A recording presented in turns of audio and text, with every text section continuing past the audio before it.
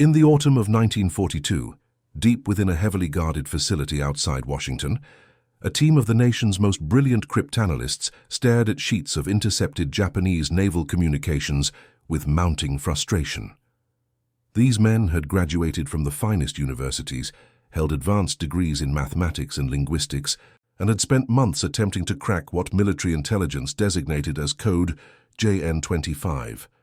They believed themselves to be on the verge of a breakthrough. They were wrong about who would solve it. Before we dive into this story, make sure to subscribe to the channel and tell me in the comments where you're watching from. It really helps support the channel. What none of these distinguished scholars could have imagined was that the key to unlocking enemy secrets would come not from their ranks, but from a 17-year-old girl completing what her teachers dismissed as remedial arithmetic exercises in a small town hundreds of miles away. Dorothy Whitmore had never intended to change the course of the conflict in the Pacific.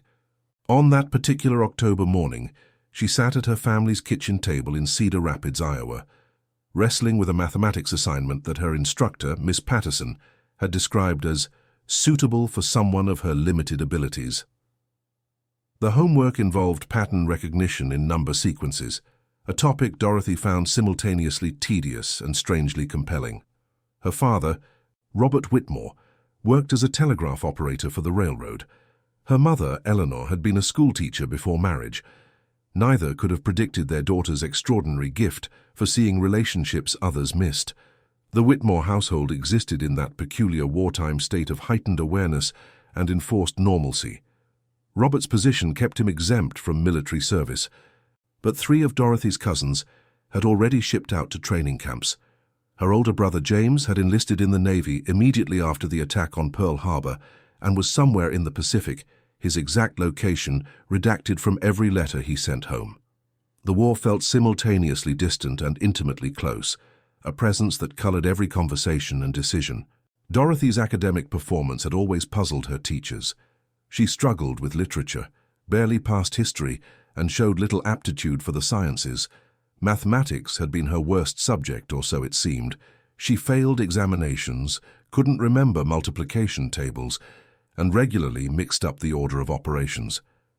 Miss Patterson had recommended she be moved to a remedial track, convinced the girl lacked the intellectual capacity for standard coursework. What no one recognized was that Dorothy wasn't struggling with mathematics itself. She was bored by its conventional presentation and frustrated by its rigid rules. The homework assignment that morning involved identifying patterns in sequences of numbers, then predicting the next values. Most students completed such exercises by applying memorized formulas. Dorothy approached them differently. She would stare at the numbers until she could see them as shapes, as rhythms, as something beyond mere digits on paper.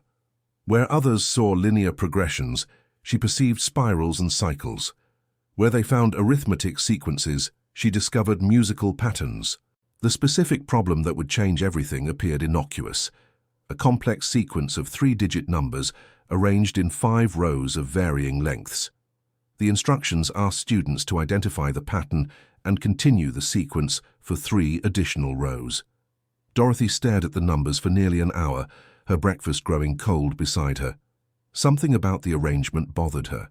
The pattern was there, she could almost feel it, but it seemed deliberately obscured, as if someone had taken a simple progression and twisted it through multiple transformations.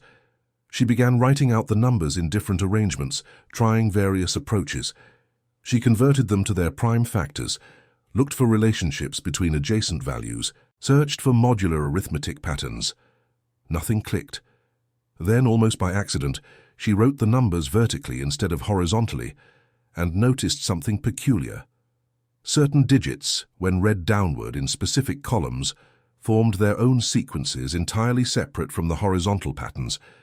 Dorothy felt a familiar sensation, like a key turning in a lock inside her mind. She began working faster, filling page after page with calculations. She wasn't following any method taught in school. Instead, she was pursuing an intuition, a sense that the numbers were trying to tell her something if only she could find the right way to listen. What Dorothy didn't know was that her homework assignment had originated from a very unusual source. Her teacher, Miss Patterson, had received the problem set from a colleague in Washington, who worked for an obscure government agency.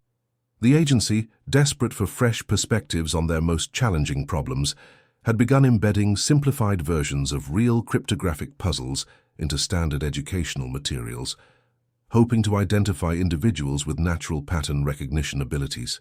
They called it the Civilian Aptitude Program, and it operated in complete secrecy, testing thousands of students across the country without their knowledge. The specific sequence Dorothy was analyzing had been derived from actual intercepted Japanese naval communications. Military cryptanalysts had removed several layers of encryption to create a training version suitable for high school students, but the core mathematical structure remained intact. They expected that perhaps one student in 10,000 might recognize that the sequence wasn't random, that it contained meaningful information beneath its surface chaos. They never expected anyone to solve it completely. Dorothy worked through the morning and into the afternoon, missing lunch entirely. Her mother knocked on her bedroom door twice, concerned, but Dorothy barely responded. She was deep in a state of concentration she'd never experienced before, pursuing connections between numbers that seemed to multiply the more she explored them. She discovered that by applying a specific transformation to every third number, then reading the results in a particular diagonal pattern, a new sequence emerged. This secondary sequence, when subjected to modular arithmetic using varying bases, revealed yet another layer of structure. By evening, Dorothy had filled 14 pages with calculations and diagrams. The pattern she'd uncovered was far more complex than anything she'd encountered in school. It involved multiple simultaneous transformations, nested sequences, and what she could only describe as mathematical misdirection, patterns designed to draw attention away from the actual information. She wrote out her answer carefully, showing not just the next 3 rows, but explaining the entire underlying structure she'd discovered. She added a note at the bottom. "This doesn't seem like a normal homework problem. The pattern is trying to hide something. Is this some kind of puzzle?" When Dorothy submitted her homework the next day, Miss Patterson glanced at it briefly and set it aside with barely concealed disappointment. She'd seen Dorothy's elaborate work before, pages of calculations that led nowhere, because the girl insisted on approaching problems in unconventional ways instead of following proper procedures. Miss Patterson assumed this was more of the same and didn't bother reading through Dorothy's detailed explanations. She placed the paper in her filing cabinet, planning to grade it over the weekend. 3 days later, on a Friday afternoon, Miss Patterson received an unexpected telephone call. The voice on the other end identified himself as someone from the Department of Education in Washington, asking about her recent mathematics assignments. Miss Patterson, confused, explained that she'd distributed the problem sets as requested, but hadn't reviewed all the submissions yet. The voice on the phone became more urgent. They needed to see all completed assignments immediately, particularly any that showed unusual sophistication or unconventional approaches. Miss Patterson retrieved Dorothy's homework from her filing cabinet that evening, and for the first time actually read through it carefully. What she saw made no sense to her. The calculations went far beyond anything she'd taught. The transformations Dorothy had applied weren't part of any standard curriculum. The patterns she'd identified seemed impossibly complex.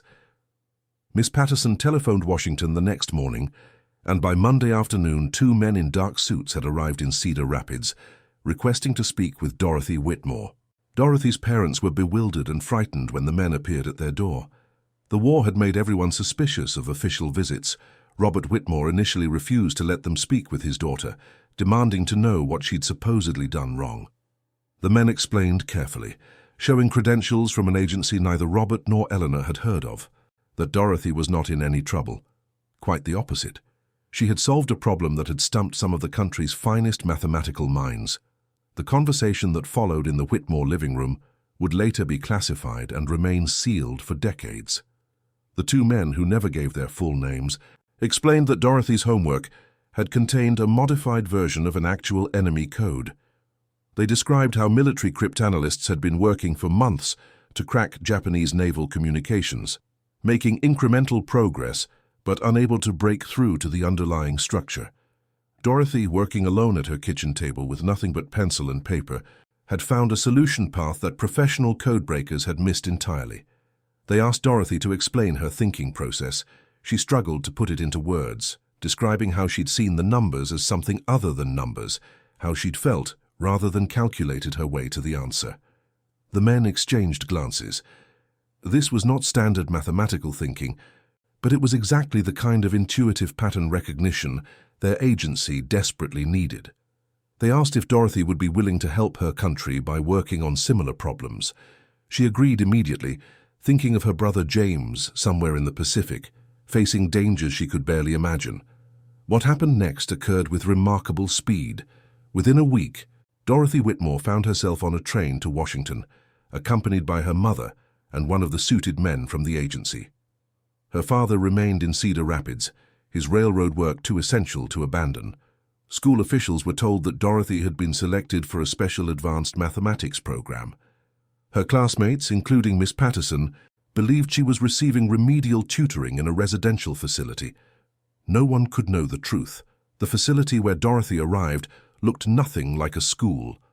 Located in a converted private estate outside the capital, it housed dozens of women, mostly in their 20s and 30s, working in large rooms filled with filing cabinets and calculation machines. Dorothy was the youngest by nearly 5 years. She was assigned to a section called Special Analysis Group 7, a unit that focused on particularly resistant enemy communications. Her supervisor, a woman named Helen Gardner, who had taught mathematics at Radcliffe before the conflict, reviewed Dorothy's homework solution with a mixture of awe and disbelief. Helen explained what Dorothy had actually accomplished. The sequence in her homework had been a simplified version of a substitution system the Japanese Navy used for encoding ship movements and tactical information. Professional cryptanalysts had identified it as a polyalphabetic cipher with multiple layers of transposition. But they'd been unable to determine the exact mathematical relationship between the layers. Dorothy, approaching the problem without any preconceptions about how codes worked, had essentially reverse-engineered the encryption algorithm by pure pattern recognition. Her solution wasn't just correct. It revealed an underlying structure that made entire categories of similar codes vulnerable to analysis. The work at the facility was exhausting and repetitive. Dorothy spent 10 hours a day, 6 days a week, examining intercepted messages. Most were fragments, partial transmissions captured by listening stations scattered across the Pacific.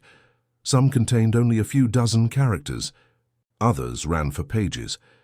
Dorothy's task was to look for patterns, irregularities, anything that might indicate the presence of encoded information within what appeared to be routine administrative traffic. She worked alongside women who had advanced degrees in mathematics and linguistics, but her approach remained fundamentally different from theirs. Where trained cryptanalysts applied systematic methods, working through possible solutions methodically, Dorothy operated on intuition. She would stare at a page of intercepted text until something clicked, until she could see the hidden structure beneath the surface randomness. She couldn't always explain why she tried particular transformations or why certain patterns caught her attention. She simply knew, in the same way someone might know they're being watched, or that a melody is about to resolve to its tonic chord. Her success rate was extraordinary.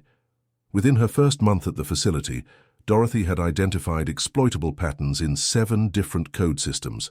One of her analyses revealed that Japanese naval communications used different encoding schemes depending on the time of day. A vulnerability that allowed Allied forces to predict when high-priority messages were being transmitted. Another breakthrough came when she noticed that certain administrative messages contained what she described as mathematical signatures, repetitive patterns that indicated the sender's identity, even when the message content remained encrypted. Not everyone appreciated Dorothy's contributions.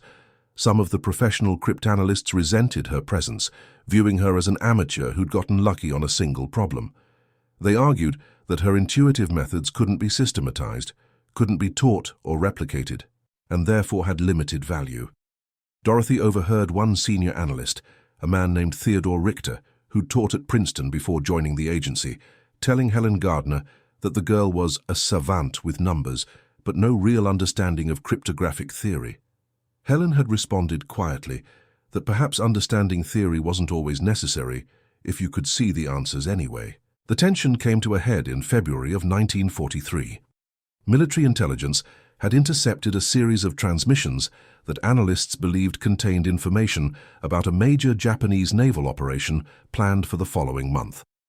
The messages used a code system designated JN-47, an evolution of the system Dorothy had cracked in her homework assignment. Despite months of effort, the professional cryptanalysts had made minimal progress. The messages were longer and more complex than anything previously encountered, and the Japanese appeared to have added new layers of encryption specifically to counter Allied code-breaking efforts. Theodore Richter, leading the analysis team, had developed an elaborate theoretical framework for attacking JN-47.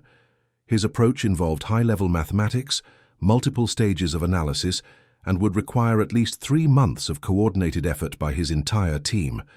He presented his plan at a facility-wide briefing, explaining each step with the confidence of someone who'd spent his career studying such problems. Military liaisons attending the briefing looked troubled. 3 months was too long. Whatever the Japanese were planning would have happened long before Richter's team could decrypt the relevant messages. Dorothy, sitting in the back of the briefing room, had been examining copies of the intercepted JN-47 messages for the past week. She'd filled 3 notebooks with calculations and observations, working through her own intuitive process. During Richter's presentation, she felt that familiar sensation, the click of recognition that told her she was on the right track. When Richter finished and asked if there were any questions, Dorothy raised her hand tentatively. The room fell silent. Most people in the facility knew who she was by now, the teenage girl who'd solved the homework problem, but few had heard her speak at meetings. Dorothy explained what she'd found. The JN-47 system wasn't actually more complex than its predecessors, she said. It was simpler but disguised to look complex. The Japanese had added what she called mathematical decoration, layers of transformation that appeared significant but actually did nothing. Strip away the decoration by identifying which transformations didn't change the statistical properties of the underlying text, and the core encryption became vulnerable to the same techniques that had broken earlier codes. She walked to the blackboard and began writing out her analysis, showing how certain operations cancelled each other out, how apparent complexity was actually misdirection. Richter interrupted her repeatedly, pointing out theoretical problems with her approach, explaining why her shortcuts wouldn't work, insisting she was oversimplifying. Dorothy listened politely, then continued with her explanation. She acknowledged that she might be wrong, that her method was based on pattern recognition rather than rigorous proof, but suggested that perhaps they could test it on a small sample before committing to a 3-month analysis program. Helen Gardner, recognizing the diplomatic crisis developing, proposed a compromise. Give Dorothy 1 week to attempt her approach. If she made meaningful progress, they'd continue. If not, they'd proceed with Richter's plan. Dorothy worked with barely any sleep over the following week. Helen assigned 3 other analysts to assist her, women who'd learned to trust Dorothy's instincts, even when they couldn't follow her reasoning. They processed the intercepted messages through Dorothy's decryption scheme, applying the transformations she'd identified, stripping away what she'd called the mathematical decoration. By the 3rd day, recognizable Japanese text began emerging from what had been random-looking character strings. By the 5th day, they'd partially decrypted more than half of the intercepted messages. The content was staggering. The messages detailed a major naval operation planned for early April, involving multiple aircraft carriers and battleships. Target coordinates suggested the operation would strike at Allied shipping lanes in the Southwest Pacific. Force composition, departure dates, intended routes, everything was there, encrypted in a system the Japanese believed to be unbreakable. Dorothy's 7 days of work had produced intelligence that would allow Allied forces to prepare an ambush, potentially changing the entire trajectory of the naval conflict. Theodore Richter, to his credit, acknowledged Dorothy's success at the follow-up briefing. He admitted his theoretical approach had been too cautious, too bound by conventional cryptographic thinking. Dorothy's intuitive method, while impossible to fully explain or systematize, had produced results that rigorous analysis couldn't match. The military liaisons immediately wanted to know if Dorothy could train others in her techniques. Helen Gardner explained gently that intuition didn't work that way. Dorothy could demonstrate her process. But she couldn't transfer her ability to see patterns that others missed. The skill was hers alone. The intelligence derived from Dorothy's decryption work was passed to Pacific Fleet commanders, who used it to position forces along the routes Japanese ships would take. The subsequent naval encounter in April of 1943, which official records describe in carefully vague terms, resulted in significant Japanese losses and forced cancellation of their planned operation. Hundreds of Allied sailors survived because their ships weren't where enemy forces expected them to be. The Japanese never understood how their unbreakable code had been compromised so completely. Dorothy continued her work at the facility for the remainder of the conflict, cracking code after code, finding patterns where professional cryptanalysts saw only chaos. She developed techniques for breaking substitution ciphers that would later form the foundation of modern cryptographic analysis, though her contributions remained classified for decades. She trained herself to work faster, to trust her intuitions more completely, to see mathematical relationships that had no names in textbooks. By the time the conflict in the Pacific ended in August of 1945, Dorothy Whitmore had personally analyzed over 3,000 intercepted messages and contributed to the breaking of 14 major enemy code systems. Yet her story remained unknown. Security protocols demanded absolute secrecy about code-breaking operations. Dorothy returned to Cedar Rapids after the conflict ended, resuming her life as if the previous 3 years had never happened. She enrolled at the local college, studying mathematics despite her former teacher's skepticism. Miss Patterson, who never learned the truth about that homework assignment, remained convinced Dorothy had received remedial tutoring during her time in Washington. Robert and Eleanor Whitmore kept their daughter's secrets, never discussing what they knew or suspected about her war work. Dorothy's brother James returned home safely in October of 1945. He'd served on a destroyer in the Pacific, participating in multiple naval encounters. At a family dinner shortly after his return, James mentioned how his ship had somehow always seemed to avoid the worst fighting, how they'd received orders to change course mere hours before enemy forces appeared in their previous location. He described it as incredible luck, the kind of fortune that kept men alive when they should have faced disaster. Dorothy listened quietly, never revealing that she'd had a hand in that luck, that her analysis of enemy communications had helped guide Allied forces away from danger and ambushes toward vulnerable enemy positions. The mathematics homework that started everything remained in a classified file in Washington. Theodore Richter, who became a professor at MIT after the conflict, later wrote a paper on intuitive approaches to pattern recognition in cryptographic analysis, crediting an unnamed analyst whose work had revolutionized American code-breaking efforts. Helen Gardner, who'd supervised Dorothy throughout her time at the facility, advocated for years to have Dorothy's contributions declassified and recognized. It would take until 1993, nearly 50 years after the events, before the full story could be told publicly. By then, Dorothy was 72 years old, retired from a long career teaching mathematics at a state university. She'd married a fellow teacher, raised 3 children, lived a quiet life in the Midwest. When government officials finally contacted her about declassifying her war record, she was surprised anyone still cared. The formal ceremony recognizing her contributions took place in Washington, attended by military historians, former intelligence officers, and a handful of surviving code breakers who'd worked alongside her. Many were stunned to learn that the legendary analyst whose techniques they'd studied had been a 17-year-old girl when she'd developed them. During her speech at the ceremony, Dorothy reflected on that October morning when she'd sat at her kitchen table struggling with what she'd believed was pointless homework. She described how close she'd come to simply giving up, to accepting Miss Patterson's judgment that she lacked mathematical ability, to turning in incomplete work and moving on. She talked about the importance of recognizing intelligence in unconventional forms, about how the ability to see patterns isn't always reflected in examination scores or classroom performance. She mentioned the thousands of intercepted messages she'd analyzed, the countless hours spent staring at seemingly random numbers until they revealed their secrets. What she didn't mention, what she'd never told anyone except her husband, was how many of those messages she'd decrypted while thinking about James and his shipmates, about all the brothers and sons and fathers whose lives depended on intelligence reaching commanders in time. She'd approached each code system not as an intellectual puzzle, but as a barrier standing between Allied forces and the information they needed to survive. Every pattern she'd uncovered, every encryption scheme she'd broken, had been motivated by the simple desire to bring her brother and others like him home safely.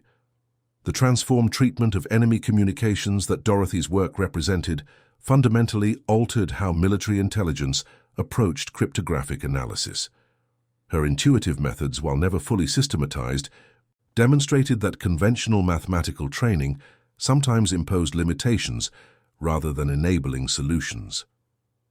Modern cryptographic education now includes components designed to encourage the kind of pattern recognition Dorothy displayed naturally, though instructors acknowledge that true intuitive insight remains rare and difficult to teach. The Japanese never learned how completely their codes had been compromised. Post-conflict analysis of their naval operations showed they continued using variations of the systems Dorothy had broken, making minor modifications they believed enhanced security, but that actually made the codes more vulnerable to her techniques. The psychological impact of having unbreakable encryption suddenly fail never registered, because the Japanese didn't realize their communications were being read. They attributed Allied tactical advantages to superior reconnaissance and intelligence networks, rather than cryptographic compromise. Miss Patterson, when eventually informed of Dorothy's actual accomplishments, expressed profound regret for having underestimated her student so completely.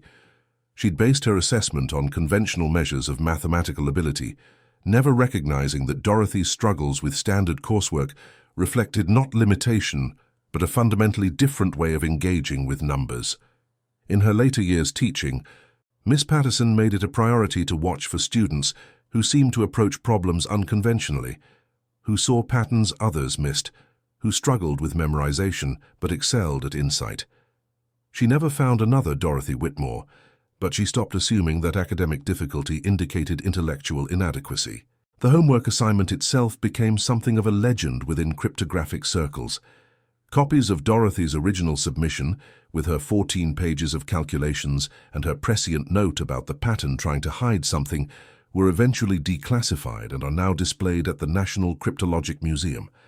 Students studying cryptographic history examine those pages, trying to understand how a teenager with no training in code breaking could see what professional analysts missed.